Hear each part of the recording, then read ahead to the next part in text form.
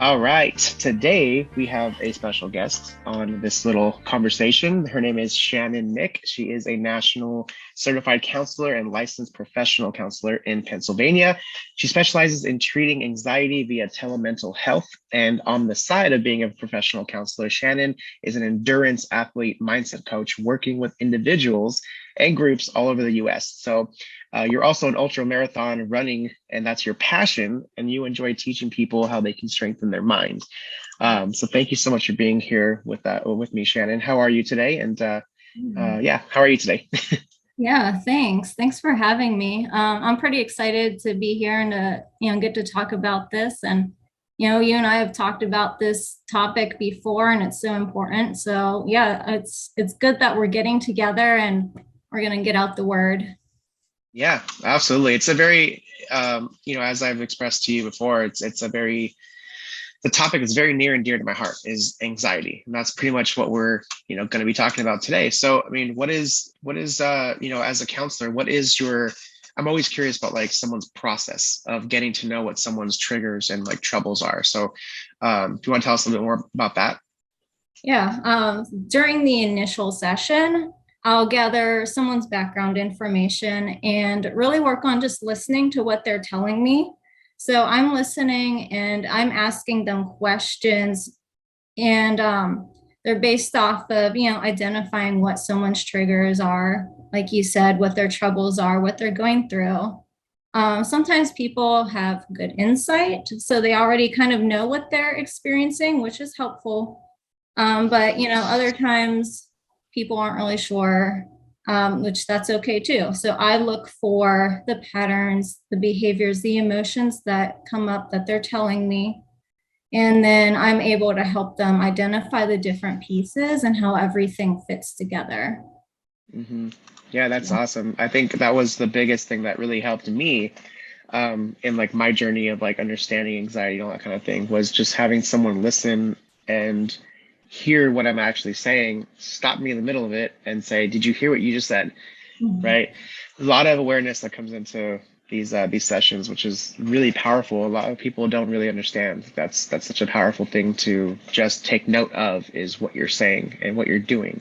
Body language as well as that stuff that you all kind of look for as well.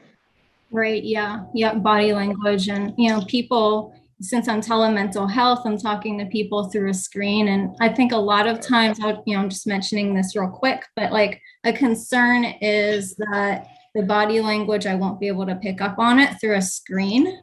But that's Sure. totally not true. Like I can still get a lot of information without just seeing like from your waist up. Yeah, I'm like over here trying to like, am I nervous? Am I showcasing like anxiety right now? Because sometimes Yeah. like these recorded calls can be a little bit more like, okay, the pressure's on. Like, don't stumble your words, don't mess up. But that's Mhm. why I love having these like really laid back conversations and just be real.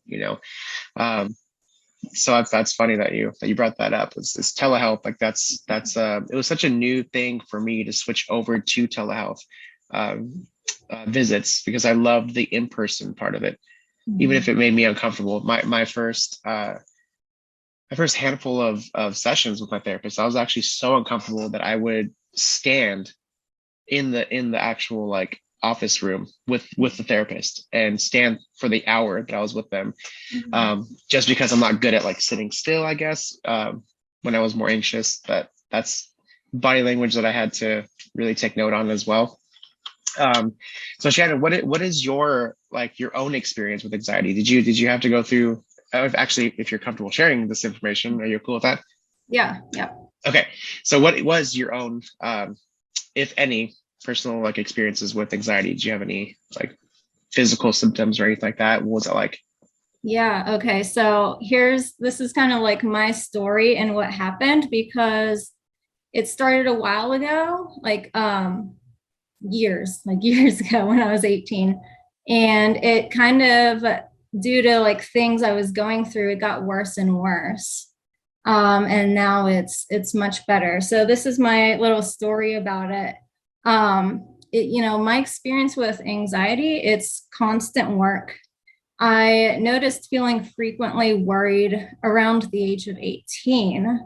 I mainly worried about like my family's health, family, just like how can I help my family? How can I take care of them? Like, do I need to take care of them?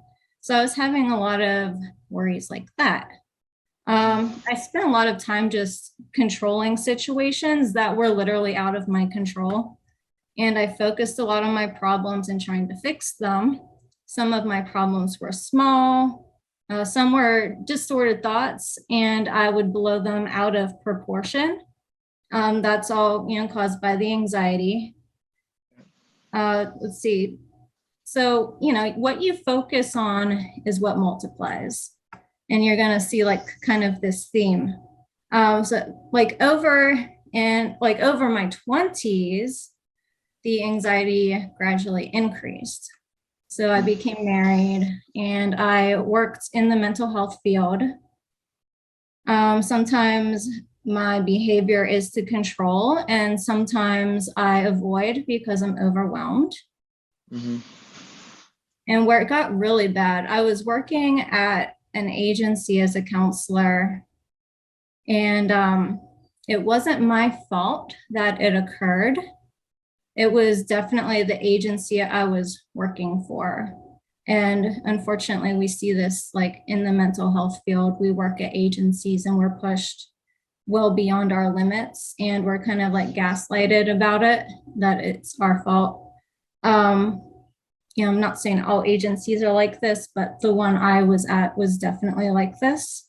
Mm-hmm. So I worked 8-hour shifts without breaks. I couldn't use the restroom unless I asked somebody that they could help watch my clients for me.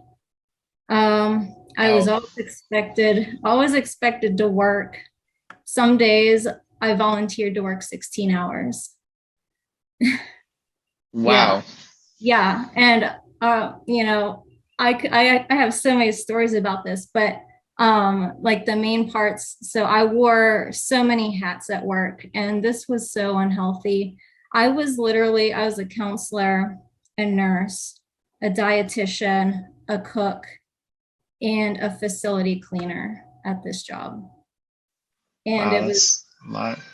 Yeah, it was not good. It was really ridiculous. And I was grossly underpaid for having a master's degree and for being a national certified counselor. Yeah, it sure sounds like it. My gosh, that's a lot. Yeah, it was way too much, more than I could handle. I tried to advocate for myself, advocate for coworkers, other counselors who came and went because of, high turnover. My voice was unheard, and my work with my clients was unvalued by the overhead of the company. So you can see where this went.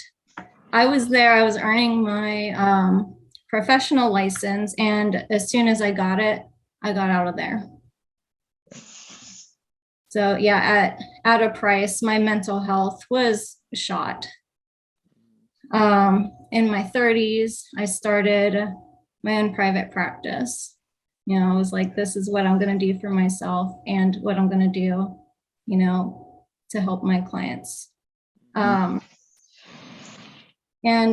because you own your own business, you can you run it how you best see fit and what works for you.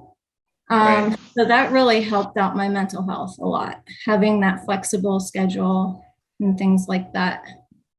And I had also developed insomnia from working at the agency. So I had to work on correcting that. And that took 6 months. And at times, I still struggle with insomnia because of that job. Wow. Yeah. Wow. And so all of this, that's how my nervous system reacts to a particular situation. And it's just trying to keep me safe. Mm-hmm. I've identified my own themes and triggers, which are too personal to share, but, physical symptoms that I've experienced over the years, they range from mild to severe. Severe was when I was working in the agency. I would have moments where I felt like I'd pass out or I was crying. And then, more mild symptoms are just tenseness in upper body. So just, pretty tense, sometimes sweating. Yeah. Was that Yeah. like more tension like in the chest area in particular? Yeah. Yeah. So it's like it happens from, yeah, chest, shoulders, and in my jaw. Okay. Yeah, because Yeah. when I was, experiencing a lot of more anxiety, it was always in like my chest area, my throat. Yeah, where I feel like I was gonna pass out as well. You get really hot, you start kind of spinning a little bit, and Mhm. maybe a little bit of nausea. Like this, there's so many like physical symptoms that most people don't understand when it comes to anxiety. And I think that's the problem, is that when it's happening, they don't understand that it's anxiety a lot of the time. So if you're anxious prone and a hypochondriac, then that's a hard combination to break. Yeah. Sounds like you've experienced quite a few different physical symptoms as well, which is Mhm. hard. It's hard to kind of push through. So what happened after that? Yeah. So, I was, just becoming a professional counselor, like going out on my own, it has helped so much, which is why I kind of like specialize in it. So presently, my symptoms, they're very mild. I still have distorted thoughts, worries, fears, issues regulating my body temperature, and muscle tightness. So it's, having my own business, it's easier right now to take care of myself, to do what I need to do. But, it's kind of like normal. That's like normal anxiety. Everybody, experiences anxiety. So it's not like that super high, like anxiety. That's good. We were able to kind of work through the things that were causing you. It sounds like a lot of stress induced anxiety as well, right? It just kind of stuck with you. Um, did you experience like panic attacks as well? Very rare. Yeah. Okay. Yep. That Yeah. was when I was working at the agency. Yeah. Gotcha. Yeah, Yeah. yeah, that's good. Or that's good. Because I was experiencing a lot of panic attacks throughout like the time I was really, really suffering with anxiety. So all of these little physical symptoms that you're saying really add up to this big explosion in your mind, and you start blowing things up easily, which I'm glad that you're able to work through that, and will continue to work through that, obviously, because you have the tools, right? So when it comes to like your clients and anxiety, how do you specifically help them through that? Do you have like a certain process you like to go through, or is it more of like a case by case kind of basis? Yeah. I provide people with knowledge about how our minds work, particularly anxiety and how it shows up in our bodies. And once we know this, then we can start working on awareness, which you've brought up. Our experience and understanding of what's going on is super crucial. And so, depending on the person that I'm working with and their situation, I choose a therapeutic approach to teach them. And so, some of the strategies that they need to learn they need to learn them, they need to be able to apply them in order to best help themselves, outside of therapy. Yeah. Yeah. I teach people dialectical behavior therapy, um, cognitive behavioral therapy, acceptance, commitment therapy, solution focused. I'll take a solution focused approach sometimes, and I'll take a person centered approach. And that's, I found all of those things really helpful, and people have as well. Um, I also let people know that therapy is deep and it's hard work. I think people come into sessions thinking like this is going to be kind of easy or something like that, but it's actually a lot more work than people realize. Yeah. Yeah. Yeah. Which is, it's funny because I avoided um, therapy for a very long time and thought I could beat it on my own, and I would outgrow the phase that I was in, and it's just a phase. And I was doing all the wrong things, stacking up negative experiences with negative experiences, proving that anxiety is real and does indeed have control over my life. I taught Mhm. myself over the course of like 10 years that was something that was true. So having to like go back in and say, okay, I surrender to therapy and start unwinding that big old tangle of thoughts and experiences was extremely difficult, and one of the things that I really admired about my therapist was that she gave me a lot of like homework assignments. Like, hey, I need you to go do this. It's going to be difficult, but I know you can do it. Okay. Mhm. Let's talk about what's going to happen if you do. And we started exploring the negatives and the positives and all that kind of stuff. And then it gave me a different type of kind of view on it, so sometimes that's what it takes is to show people again what they're saying, what they're doing, and how they're feeling about it. So I love the cognitive behavioral therapy behind that. But you mentioned other thing what was it, dialectical? Oh yeah, dialectical behavior therapy. Yeah, Yeah. can you explain a little bit about that? That's interesting. I've never gone through that myself, that I'm aware of anyway. Yeah. So that approach, well, that strategy, it works for anxiety. It's also pretty closely related to CBT. I've Mm. used it to help people who have eating disorders and trauma. So you're kind of looking, what it is you're practicing flexible thinking, and it really helps with problem solving. So flexible thinking, I want you to like think about it as the mind as a muscle, and you're learning to direct that mind muscle, and you're flexing it so it becomes stronger the more times that you practice flexible thinking. Okay, that Um, makes a lot of sense. Yeah. yeah. So like you would look at, say, a problem that you have, and then you would look at the opposite of your problem. And, also looking at distorted thoughts, kind of like cognitive reframing, and, find the middle ground of that thought so that it's more flexible. It's not as rigid. And, a lot of times those are, distorted thoughts, beliefs, labels, things that we put on ourselves that aren't helpful. Yeah, it's like a one-track mind way of thinking, right? There's a lot of, that's exactly what, anxiety did to me, was one-track way of thinking. It's the experiences were exactly what they were the last time I experienced it, and that's it. So you're gonna have a bad time if you try to do this again. So that Mhm. makes a lot of sense. I was just really curious. I've never come across that before. So thank you for explaining that for me. So I know the Yeah. last time we spoke, we did talk about how anxiety is not really understood by most, and whether it's the person that's experiencing it or the person that's never experienced it.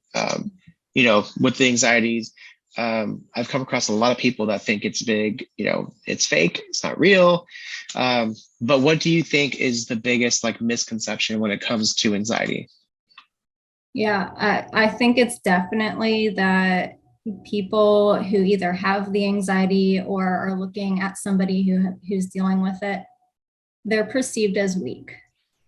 I think that that's the biggest misconception, and it's far from the truth. Hmm. People with anxiety are battling it, they're facing it. In order to manage it, then we must acknowledge and confront it.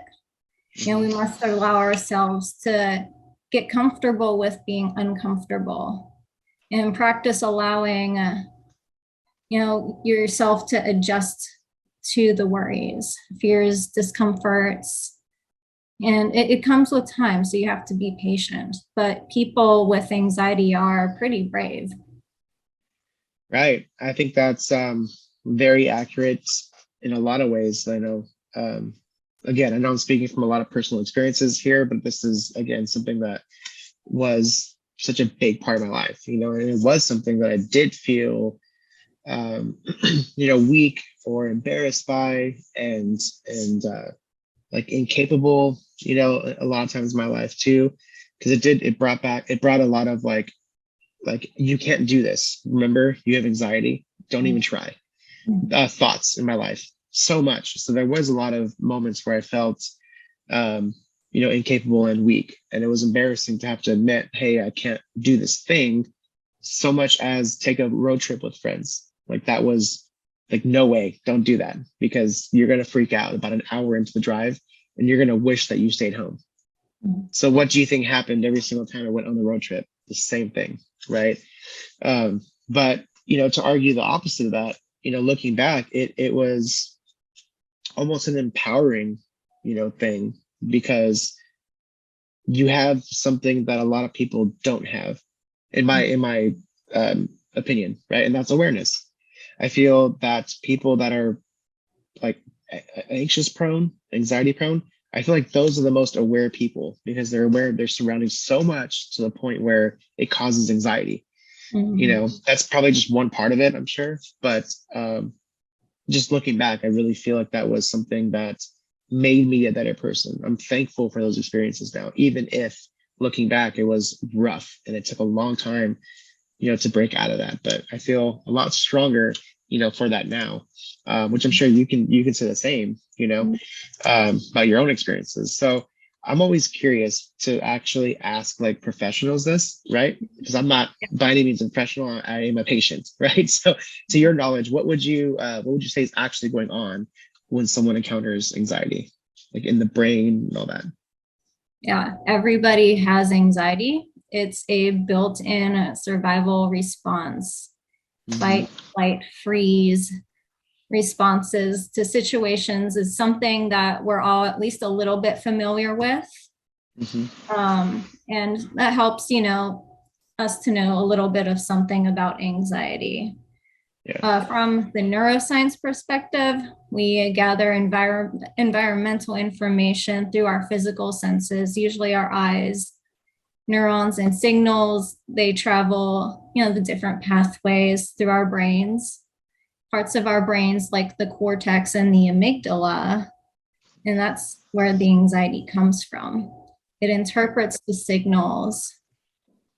And so that if there's a threat, then it's detected and it's signaled. And then we respond. And a lot of times, our response can just be automatic. So think about it like if you're driving your vehicle down the road and you see an accident up ahead, you need to know that like your brain's going to see that and you're going to just automatically punch on your brakes. Right. It avoids the situation. It's protecting you. You're right. It's a built-in survival kind of mechanism that we have that, is misunderstood again in a lot of ways. It's like we don't look at it that way. We look at it as a problem. But who Mel Robbins is, I'm assuming, right? She's big on the anxiety world, and she's like, sometimes that is something that you need to give your mind a reason to why you're anxious, because your mind doesn't know. It doesn't have a reason. That's where the panic attacks really come from, and that alone, I wish I knew that a handful of years ago. I would have been able to just have those tools already without having to go through all the hard experiences. So understanding, I think, where it comes from and why it's happening and what it actually is really, really important. Did you have anything else? I didn't mean to interrupt you. Do you have anything else you wanted to add to that? That's a perfect little segue. So this is the basic information, but it's so much more complex than that. I mean, we're talking about our brains. Right. So, luckily we don't need to fully understand the neuroscience in order to help ourselves. People are usually concerned that something is wrong with them. They think that they're defective in some way. In reality, the situation's usually that they're not defective. They just need support. They just need support dealing with what they're going through. And they need to know that the emotions that they're experiencing are natural, that their thoughts are going to come and they're going to go, and their thoughts are just thoughts. They're not facts. And we need to basically just get curious about what's going on and start working towards our goals. And I have a book recommendation as well. So I'll share that with you. I have it right here. So rewire your brain. Oh, Catherine Pittman. Yes. I was listening to, I think, a podcast that she was a guest on. Yeah, So very smart woman. she Um, is. have you read through this entire book already? So my certification course is actually based off of this book. Oh, that's awesome. Yeah, yeah. Wow. So Okay. Catherine taught the course. Yeah, Okay.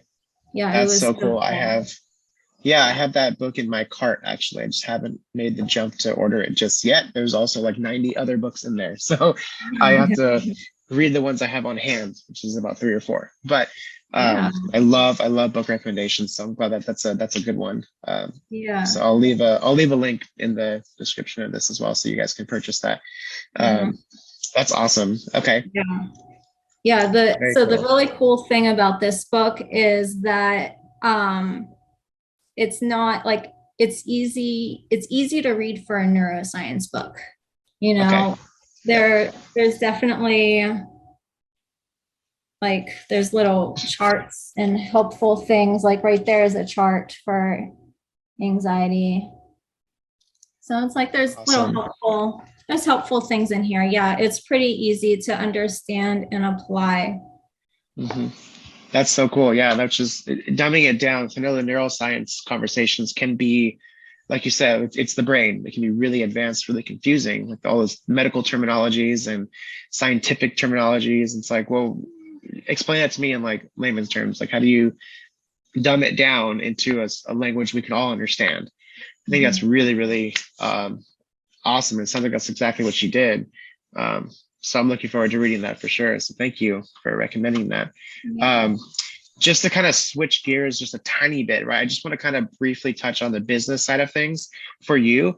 So you work for yourself, like you said, you started your own business. You help others through some really difficult times with anxiety, and all of that, right? So how did you actually build up the confidence with that to be able to just go for it, put yourself out there, and have the confidence to work, you know, with people and their issues? It's easier because I'm passionate about helping people. And Yeah. I find the mental behavioral health really fascinating. Yeah. So like for me, I get excited about that kind of stuff.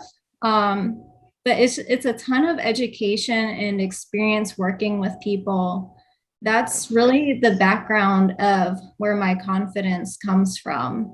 It's practice, practice, practice. And I do my best to make sure that I don't overload myself with work. I try to keep a smaller caseload. I practice a lot of awareness of how I'm feeling and making sure that I'm doing my self care so that I can provide that highest level of care to my clients. Mhm. Um, but, we're all human. I'm human, so I'm not always 100% confident. Whenever I'm going through something like that, I make sure that I revisit my counseling materials, my education.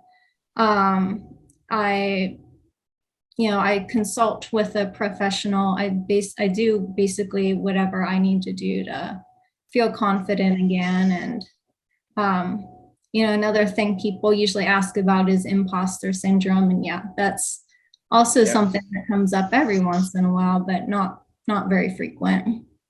Right. Yeah. Because you're constantly putting yourself in front of new information, new data, new training, right? You're educating yourself and essentially practicing what you preach, which is, I think, really important. You know, one of the things I mentioned in an earlier video, like 2 years ago, that I did, which was helping people find a therapist for themselves. Right, it's the exact process that I took. Right, I'll go ahead and link that above as well. But there was a question that I like to ask that I feel most people don't ask their potential therapist, and that's, have you ever been a patient of a therapist before? Mhm. Have you been in the seat that you are encouraging me to join? Right. I think that's really important too, is to know that I can relate to you.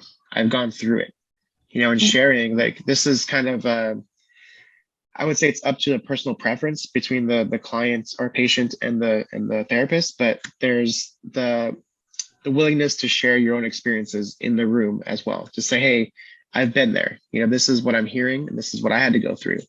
I think that's really helpful, especially because you're putting yourself in front of, these books and this other education that you're doing. You're checking in with yourself.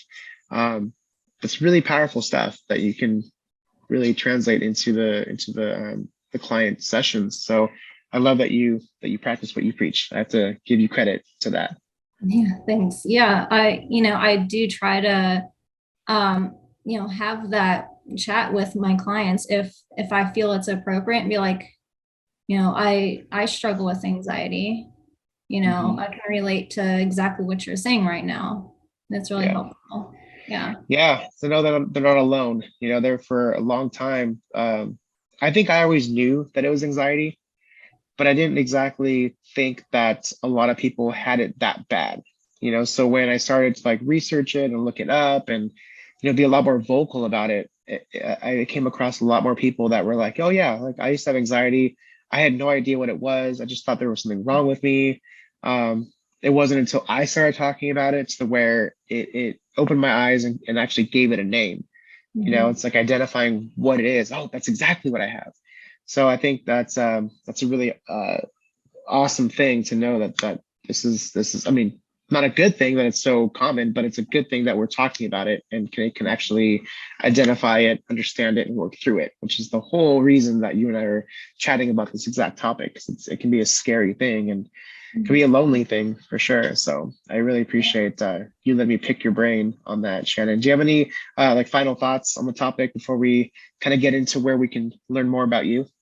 Yeah, let me just add that I think we, whenever we're talking about anxiety, usually, well, I guess you could be either talking to yourself or to someone else, but we use the word my anxiety, or, Right. we kind of like you said, we need to put a different label on it. It's not my anxiety. It's like I'm struggling with anxiety, or I'm dealing with anxiety right now. It's not who you are as a person. Right. It's like a companion that we're almost saying, which is what I say all the time. So again, this is what I love talking to a therapist. I can point out what I'm saying. So, Yeah. it's really powerful. I think it's not identify it as your little companion that's there with you forever. It's something that you're able to leave behind you if you choose to, and you work through it. Yeah. Exactly. Look through it in the rear view mirror, right? So I love it. I love it. Awesome, Shannon. It's been a pleasure to speak with you today. Thank you so much again for letting me pick your brain.